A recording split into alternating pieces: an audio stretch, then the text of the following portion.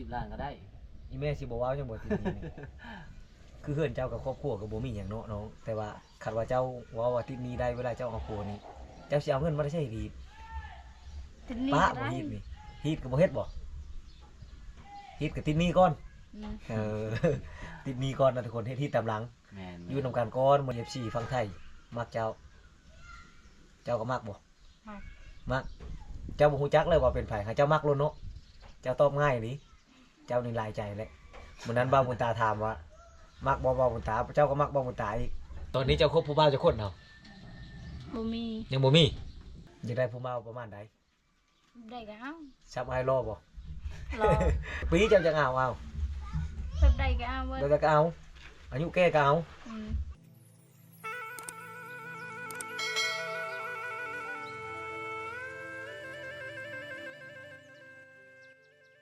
สวัสดีจ้าคนงาม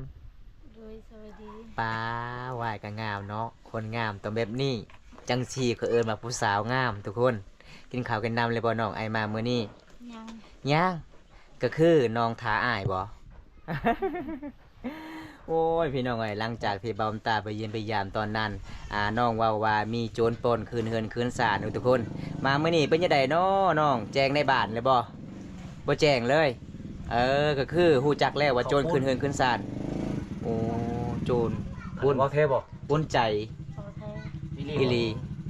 เขาปุ้นเนาะยังสิว่าบ่มีหยังอยู่เฮือนกะ ปุ้นใจเนาะอ๋อ โอ้เขาขึ้นมาหาผู้สาวน่ะ ผู้สาวงามเขาขึ้นมาหาผู้สาวบ่แม่นเขาปุ้นเด้อทุกคนเด้อเอาขึ้นมาเขาเฮ็ดอันไหน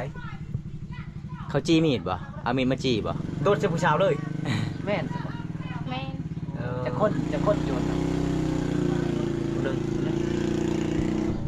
เจ้าอยู่กับไผ ซี อยู่สองคน ก็คือน้องกับสาวซีนี่สู้กันบ่ ดู สู้จนผู้หนึงก็คือน้องสู้ได้บ่ สู้ได้ แต่ผู้ใดเจ็บล่ะ อาซี อาซิวโอ้ทุกคนเลย ถึกแท่งบ่ แม่น ถึงมีด ถึงมีแทง ปานนั้นแท้ อืม อ๋อ ขนาดน้องกับลูกกำพร้าทุกคน ป้า ก็คือสาวซิวกับคัดพ่อคันแม่เลย มีโจรขึ้นบ้านอีกเนาะตอนนี้เจ้าก็ยังนอนนำกันบ่น้อง ยัง ยังนอนนำกันอยู่มื้อนี้สาวซิวสาวๆไปใส่คือบ่เห็นอยู่เฮือน อยู่เพื่อนอาซี อยู่เฮือนอาซิวโอ้อาซิวอยู่เฮือนคือสาวไปที่ไปใส่ อยู่เพื่อน เอ้ยงามนะทุกคนมาเยี่ยมมายามมื้อนี้3 คนคือเก่านี่พี่น้องโดนๆเทื่อนึงได้พอกันสบายดีสิเด้อ สบายดีเด้อ นี่โอ้ยผู้บ่าวจีนมาเด้อทุกคนทางนั้น เอาทุกคนมาเล่นมาแอนกับน้องก่อนทีมงานเฮากะสิมาถามข่าวๆเรื่องราวน้องเพราะว่ามีผู้ใหญ่ใจดีจากทางไทยเฮาไปเยี่ยมไปยามน้องเพราะว่าเฮาก็โดนแล้วบ่ได้ไปหาน้องเนาะ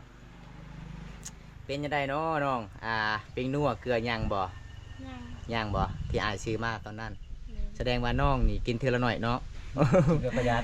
คันกินหลายนี่โอ้ยน่าสิเบิดไว้ทุกคนเลยบอมตามากับบ่าวงตอนแรกๆก็เห็นน้องกับบ่มีหยังเลยก็เลยสงสารน้อง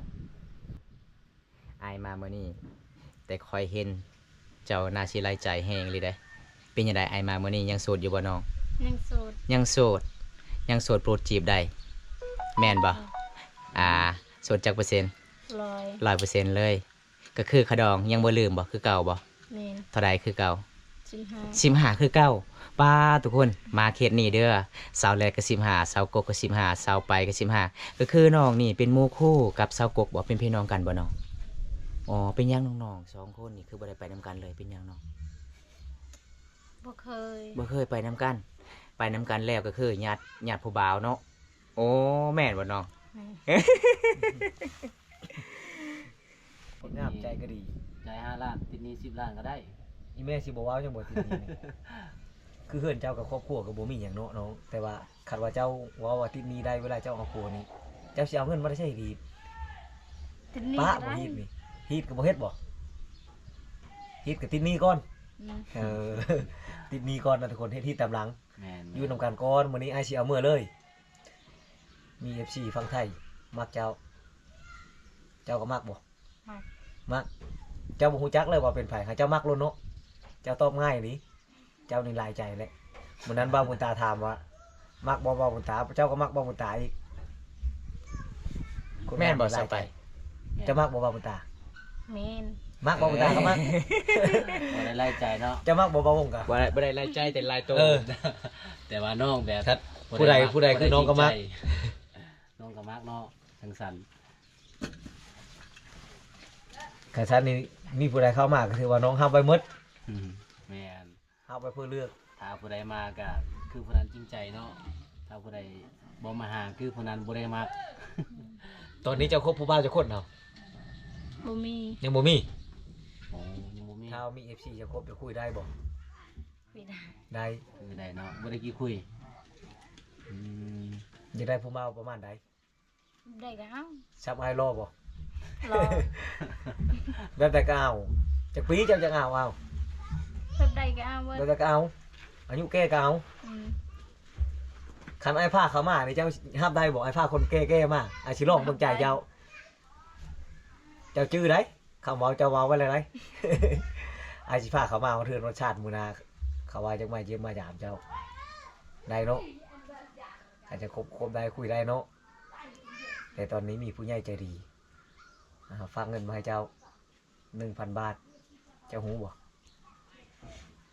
บ่ฮู้ คิดว่าน้องหูอย่าว่าน้องหูจักกับเพิ่นคันว่า อันนั้นเลยเราว่าเรา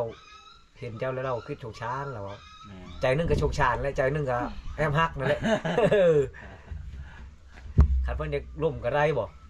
คบได้บ่เพิ่นว่าค่อยนี่เป็นคนค่อนข้างมีอายุแล้วอายุแก่เด้ อืม บ่ติบ่น้อง บ่ติด เจ้าจะตัวใด แต่ตัวบ่ตัวอัน บ่ตัวเนาะ แม่น คันจะตัวอะไรเอามือคืนเงินนี่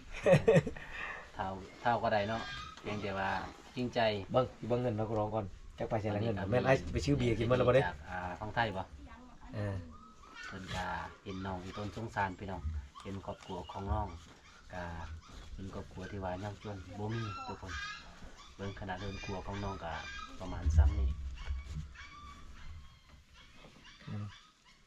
น้องใช้บ่ได้นั่นขาดก็ว่าเอามีสิกัดเอ็ด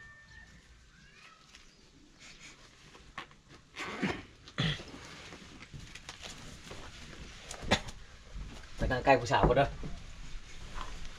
ให้เบาแก้วนั่งไก่ได้บ่น้อง ให้นั่งใกล้ได้บ่นะ ได้ เจ้าบ่ให้นั่งใกล้นั่งแหละเจ้าจะกินหมูก็อาสิชื่อเอาเงินนั่นแหละซื้อหมูให้เจ้าเงินนี้มี FC ฝากมา 1,000 บาทเด้อน้อง ขอบใจเด้อ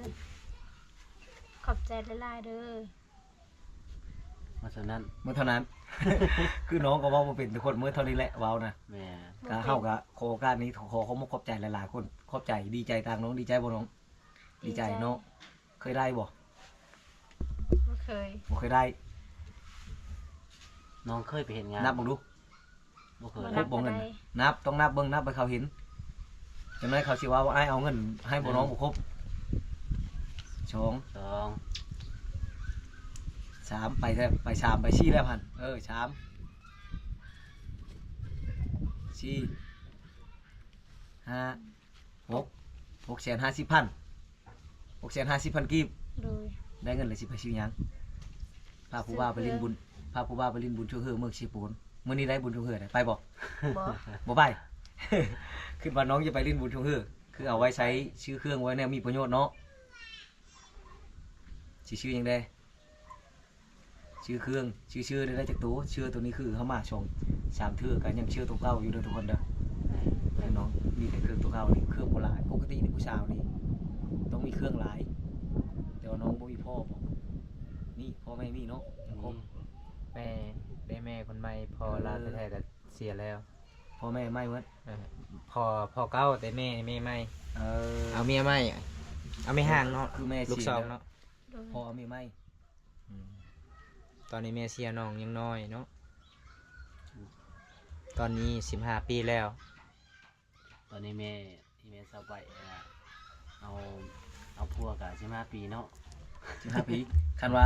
เวลาเจ้าเอาผู้นี่ค่าดองนี่แม่ผู้ไม่ก็เว้าบอกว่าค่าดองบ่หรือว่าพ่อเป็นผู้เว้าค่าดอง บ่ฮู้ บ่ฮู้เจ้าเว้าเองบ่ เราเอาเองอีเมลเพิ่นว่าจะได้30เด้ ขอยจะถ่ายรูปยืมเงินเจ้าก่อนถ่ายรูปก่อนเจ้าจะพาเอาไว้เอามาลินก่อนเงินน่ะอาจจะลินนี่ ลิ้นเงินก็ได้ทุกคนนะลืมเมื่อกี้นี่ถ่ายรูปไปก่อน ดีใจบ่ ค่าอยู่ชูนค่า ดีใจเนาะ ยังโย น้องบ่คือประพันธ์เลยบ่ได้เงินก่อนซำนี้บ่คืนเลย ก็คือน้องเห็นทีมงานอายมาหามื้อนี้น้องตกใจบ่คือมาหลายคนแท้ ใจ ตกใจเลยเนาะ เพราะว่าเฮาก็จัดให้ตามคำขอผู้ใหญ่ใจดีจากพังไทยเด้อน้องเด้อเพราะว่าผู้ใหญ่ใจดีก็เห็นน้องก็บ่มีหยังหลายผ้าห่มก็บ่มีเนาะก็คือตอนนั้นบอมตาซื้อมาก็คือน้องให้ไอ้พ่อใส่บ่ โดย โอ้น้องก็ไปนอนอยู่เฮือนสาวไปสาวซิวเนาะสาวซิวกับสาวๆทุกคน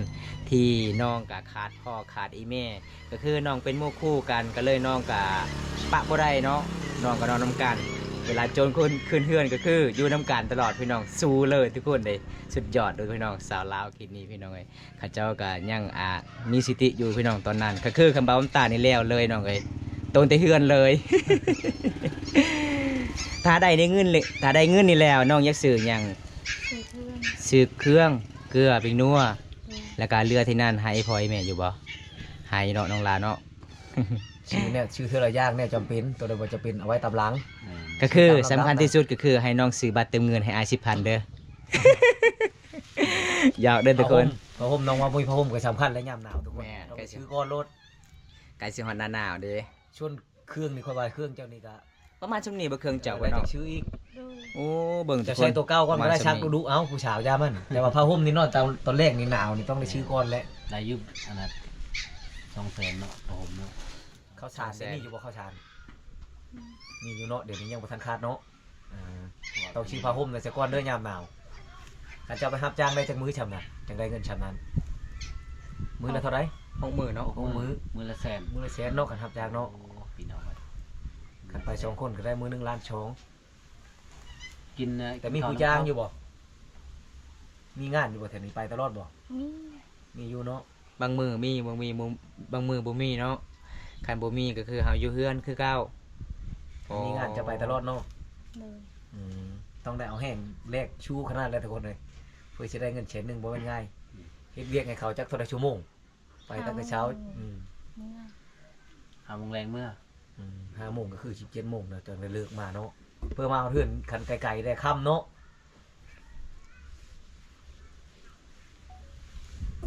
เก็บไว้ใส่ก้อนเงินจ้ะนะใช้ธงก้อนกันซันไอ้ปุ้นได้ไอ้ก็ใจบ่ทุนคือกันได้เห็นเงินนี่ได้ใช้ธงไว้นะจะบ่ใช้ธงไอ้ปุ้นได้ เวลาได้เงินแล้วน้องบอกไอ้พลอยแม่ว่าจังใด ผู้บ่าวมัน ผู้บ่าวมั่นบ่ หรือว่าลูกเคยที่พังไทยให้ ลูกเคย ลูกเคย โอ้ นี่เด้อไอ้พลอยไอ้แม่ลูกเคยเงินลูกเคยฝากมาอ๋อ ขอขอบใจทีมงานเฮาในเด้อน้อง เป็นบ่ภาษาบรูเลยน้อง เอาภาษาอังกฤษเลย เป็นบ่ บ่เป็น บ่เป็น เป็นที่สุดคืออหย่างอันนี้เป็นบ่ I love you ยังมีผู้ น้องเว้าบ่เป็นทุกคนน้องเว้าภาษาลาวบ่ค่อยเก่งก็คือน้องก็บ่ได้เรียนหนังสือเนาะแต่น้องก็เว้าลาวบ่ค่อยเก่งเขียนภาษาลาวก็บ่ค่อยเก่ง บ่เป็นเลย ทัก บ่เป็นเลยเนาะ น้องก็คืออยากคุยกับน้องมีแต่ทักเสียงเอาอย่างเดียว โทร เวลาน้องมีเน็ตก็คือน้องตอบได้ถ้าบ่มีเน็ตก็คือเงียบไปเลย มีแต่กดไลค์อย่างเดียว แม่นบ่ 3 มื้อ10,000เนาะก็เพิ่งเงินอยู่แล้วทุกคน ถ้าตั้งเป็นรายเดือนนี่ก็คือเดือนละ100,000กีบเด้อตั้งเป็นเดือน ตั้งเป็นเดือนบ่เจ้านะบ่ได้ตั้ง สุดลายแถวผู้ชาย 10,000เนาะ เฮานี่เขา 30,000 ตั้ง เป็น เดือน 30,000 มีแต่30,000ก็เพิ่งชุมพ้นคันบ่เติมบ่พออยากเติมอยากลิ้นคือผู้บ่าวสิโทรหาเนาะ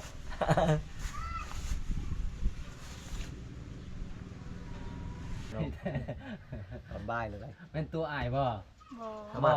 ามาตอนนั้นน่ะทีมงานเขามาตอนนั้นมากับบ้าวบุญตาสองคนน้องหยอกแกงหน่อไม้ให้กิน เออ แซบแกงหน่อไม้แล้วก็ แต่ว่าตอนนี้ช่วงนี้ก็น้องใหม่ก็หมดไปแล้วอืมก็เลยเพราะว่าเป็นอาหารหลักเนาะบ่แกเนาะแต่ส่วนบทเฮาก็จะเป็นหน้องใหม่เป็นอาหารหลักพี่น้องเอ้ยปูปลาก็บ่ค่อยได้หลายนะเวลาเฮาไปหากินนะมีแต่หน้องใหม่มันก็สิบ่ไปใส่ เอาพี่น้องเอ้ยมื้อนี้ก็มาตามคำขอ FC มาให้เยี่ยมยามสาวไปทุกคนมื้อนี้ก็มาฮอดจะถึงสาวไปก็ยังโซคือเก่าบ่ตอนนี้นะ แนวโซด ก็ คื คือ อ เก่า เก่าอ๋อ แต่ว่ามีเอซี่สนใจเจ้าแล้วตอนนี้เขาเห็นแล้ว มีหลายคนแล้วสนใจเจ้า แม่น ผู้ใดก็มักชาวไปผู้ใดก็มักชาวไปว่ะ ถ้าว่ามีผู้บ่าวฟังไทยนี่อายุ50 60ก็จะสามารถล้มได้ ลมได้ ล้มได้เนาะบ่ได้กี่คุย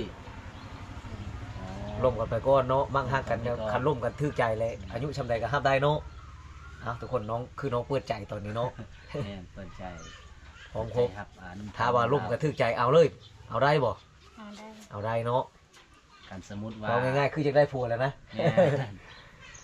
กันสม ชาว มุติ อายใหญ่เพิ่นนี่จักมาเยี่ยมมายามเฮือนได้บ่ ได้ อีก4ผู้เพิ่นพังเงินมาให้นี่มื้อหน้ามันคือ เราคิดว่าเราวางเวียงเราว่าจักมาเยี่ยมมายามเฮือนวันชาติได้เนาะอีพ่ออีแม่จะบ่หายบ่น้อง โดย บ่หายเนาะเจ้าสิว่าได้ขันเข้ามานี่ เจ้าสิบอกกันนะผู้บ่าวมาหา ผู้บ่าวหรือว่าอ้ายฮัก ถ้าเอาร่มกันทึกใจฮักกันแล้วก็บอกผู้บ่าวแล้วแหละเนาะ อืม ถ้ามันยังร่มกันบ่ทึกใจครับว่าเป็นเอ้ยเป็นน้องกัน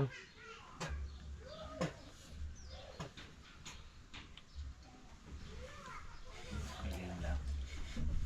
ต้องน้อยอย่างกัน สาวไปคนงามน้องตัวนี้หิวเขาวหิวน้ำแล้ว ไปน้องกินข้าวกินน้ำเลยน้องเอ้ย อืม อายุอะหิวแล้ว หิวแล้ว หิวแล้วหิวแล้วก็คือกินเลยไปไปสิพาไปหับชมไปเอาทุกคนวันนี้ตามตีวิถีชีวิตน้องเลยทุกคนเลยหลังจากมาลินแมแอนกับน้องแล้วน้องว่าหิวเขาวหิวน้ำบ่มีอาหารกิน ก็คือส่วนร้ายน้องกับมาจีกระโพดกินทุกคนเห็นบ่กระโพดแห้งกระโพดแก่ เห็นอย่างนี้สิไปใช่เนาะ อยู่ไซติดเข่าเจ้าน้อง พเข้าห้องบ่ อันนี้ห้องนอนไฟนอนเลยนะ สาวสิพาเข้าห้องโดน ห้องนอนเจ้า โดย โอ้ วันนั้นบ่ใจสิพาไอ้ บ่สาไป ผู้วนี่อยู่นี่บ่นาง ป้าทุกคนเลย ใช่ผ้าห่มน่ะตัวนี้บ่สิตุ้มน่ะ แม่น สินวนกับบ่มีบ่สินวนจ้ะบ่ประมาณซำนี้ สามคนนะเฮาสิตุ้มผ้าห่มตัวนี้ เบิ่งทุกคนประตูบ่มีเลยบ่มีบนกันเลยเนาะโอ้ คันมาลง ย สาวแถวเขตชนบทนี่ต้องได้ตุ้มผ้าห่มนำผู้สาวเลยเด้อทุกคนเลย ได้บ่ได้เนาะเดี๋ยวนี้ทุกคนประเพณีบ้านเฮาลงผู้สาวต้องเบิ่ง ขันยามหนาวก็คือหนาวเนาะโอ้พี่น้อง คันไปแถวผู้ไทยบ้านเฮานี้ชนเผ่าผู้ไทยเนี่ยเข้ามาชำนี้เขากินควายแล้วได้น้อง แต่ว่าแถวนี้ได้เนาะลงผู้สาวต้องเข้าห้องนอน ถ้าบ่เข้าห้องนอนพ่อแม่นอนอยู่ทางนอกพุ่นแหละคืออายพ่อแม่ร่มกันอยู่ในนี้ดอกไฟก็บ่มีวอก็ต้องวอค่อยๆ เอาทุกคนใครอยากเห็นกะประเภทนี้แถวชนเผ่ามากองกับมาเบิ่งแถวนี้เด้อบ้านพุ่นมังมีเมืองหนองแขวงสวรรณเขต ไปน้องหาอีหยังเนาะ โอ้ย หาถ้วย โอ้ว่าบ่มี ได้หันแสบบ่ มีอยู่ได้ถ้วยชงชำใบเนี่ย โอ้ อ๋ออยู่พี่เนาะถวยเนาะ เอาไปเบิ่ง ใช่อาหารนะ น้องว่ามีอาหารแซ่บๆเลยทุกคน ตอนนี้สาวไปว่าหิวข้าวหิวน้ำแล้วเด้ออ้ายข่อยยังบ่ทันกินข้าวเช้าน้องก็เลยย่อพาข้าวสู่อ้ายกินพี่น้องเพราะว่ามื้อนี้น้องว่า เจาะนะฮะ อาหารแซ่บทุกคน นี่มันเจาะนะฮะ ใจดีหลายเลยพี่น้อง เจ้าเลย เขียดชนบท มียังกันนะมะเพชร อื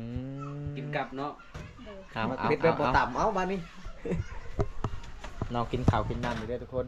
พอชงชี้ห้านับได้อีหลีนะทุกคนเด้อนะหน่อไม้ น้ นะ องจำเลยเนาะน้องเพชรไลฟ์ของน้องใหม่ สาวไปหิวข้าวหิวน้ำเลยบ่น้องล่ะ โดย หิวเลยเนาะมื้อนี้ก็คือน้องว่าอาหารแซ่บบ่ โดย อ๋อบ่มีอาหารก็คือกินอาหารแบบบ้านเฮาเนาะ อาหารเชฟนี่นะ มื้อนี้ โดย FC กินข้าวกินน้ำนี่เด้อ กินข้าวนำกันเด้อ ซื้อว่าจังไดเนาะอาหารหยังเนาะน้อง เกลือ เกลือกับอีหยัง ตำเพชร กับมักเฟส โดย ว้าว นี่ทุกคน มะเพชรบ่ต่ำเลยเด้อ ป้าเขตชนบทพี่น้องก็คือมาร์กเฟสน้องกับบริตามแล้วก็มีเกลือไปฟอร์มมีหน่อไม้กะลายเนาะหน่อไม้เจ้าเนาะ อ๋อน้องกินได้แท้บ่น้อง ได้เนาะ กินได้ ปลาเอ้าน้องกินเลยน้องเดี๋ยวเพราะว่าอ่านก็บ่เคยกินได้ส่วนหลายอ่านกินข้าวกินน้ำก็คือตำแจ่วใส่เกลือพริกนัวแล้วก็มักเฟสกินไปเลยก็คือเคสนดบ้านเฮานี่ เวลากินนี่เอาเกลือมาจำก็กินแสบเนาะอ๋อกินได้หรือบ่ กินได้ อ้าวกินลองเบิ่งถ้าน้องว่ากินได้นี่ล่ะพี่น้องวิถีชีวิตแบบบ้านๆเลยทุกคน ต่ำมะเพชรนี่นะ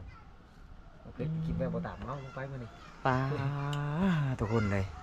นี่ เห็นแล้วก็สงสารน้องหลายเลย เขาให้เลยเนาะเขาให้เขานะ ข้าวให้ข้าวหน้าไว้ อ๋อปนกันเนาะบ่าวฟัง ของ ไท FC กินข้าวนำกันแน่ของผู้เฒ่ากินข้าวแน่ กินข้าวนำกันเด้อบ่มีอาหารกิน แซ่บบ่ ต้มไก่ โอ้ได้น้องกัน น้องเอิ้นภาษาบ้านน้องเลย FC ไปว่าจังใดจะโดยบ่ จะโดย จะโดยเด้อ FC บ่เอ้าเอิ้นนี่เด้อ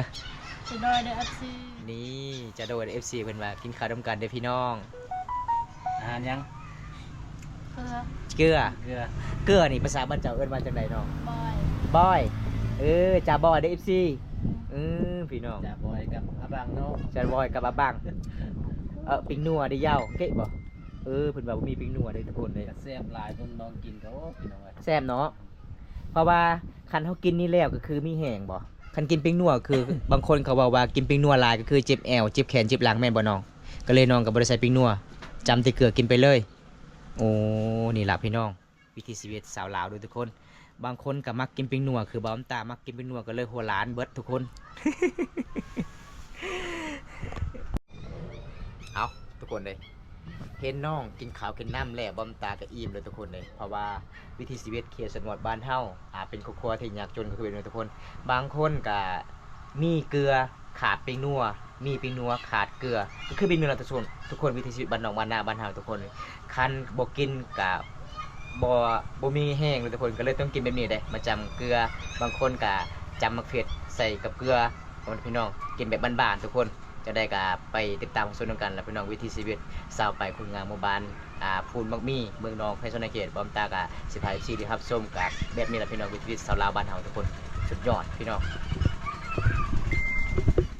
แอมเนาะแอมนึกก็คือแซ่บหลายเด้อทุกคน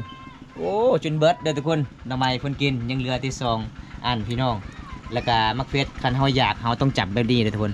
จำนะจับเป็นมีกินเลยกินแบบเวลาเข้าป่าเข้าดงก็คือเป็นมีทุกคนเป็นยังไงเนาะสาวไปหลังจากเพิ่มพลังแล้วเป็นยังไงมีแหงบ่ โดย มีแหงเนาะตอนนี้น้องกะสิตามสิ้นบ่น้องบ่พักผ่อนเนาะหาอะไรกินข้าวกินน้ำเพราะว่าตอนนี้กับบรรยากาศกันยังแรงเลยทุกคนเลยบอมตากะสิกลับเพิ่นกับสารละเมื่อนี้ขอขอบใจหลายเด้อ โดย ที่เล่าเรื่องราวให้สู่ไอ้พังนี่น้องเด้อเมื่อหน้าคันมีผู้บ่าวพังไทยอยากไม่ยามได้บ่ ได้ ได้เนาะปกติชั่วโมงนี้เคสนวันเฮาก็คือแล้วเวียกแล้วงานแล้วเนาะอยู่เฮือนอยู่ซานก็คือเฮือนน้องก็บ่ได้เฮ็ดให้บ่ เฮ็ด เฮ็ดอยู่บ่ได้เขาจับสอบปีนี้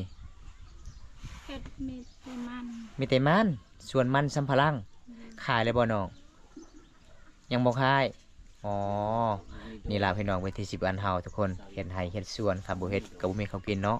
เอาทุกคนจะได้กับบอมตากะ CM หลาย FC หลายๆคนที่เข้ามาติดตามรับชมมื้อนี้แต่ต้นจนจบก็ขอให้อยู่ดีมีแรงด้วยทุกคนเลยก็ขอให้ร่ำให้รวยเด้อพี่น้องถ้าพอได้รับชมคลิปนี้แล้วก็ฝากกดไลค์กดแชร์กดติดตามฝากเป็นกำลังใจให้บอมตาเฮ็ดคลิปตอนต่อไปคลิปหน้าพบพอกันใหม่ขอกล่าวคำว่าบันส่วนน้องบ๊ายบายไปกันเด้อจ้า